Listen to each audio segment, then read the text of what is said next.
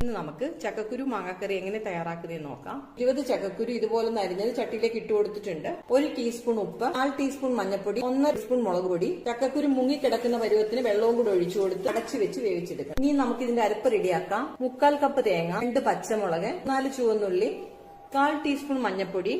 ഇത്രയും കൂടി ഇട്ടുകൊടുത്ത് ഒന്ന് അരച്ചോണ്ട് വരണം. പേസ്റ്റ് പോലൊന്നും അരക്കരുത്. ഈ പരുവത്തിൽ നിന്ന് അരച്ചുകൊണ്ട് വന്നിട്ടുണ്ട്. നമ്മുടെ ചക്കക്കുരു നന്നായിട്ട് വെന്തിട്ടുണ്ട്. നമുക്ക് നോക്കാം.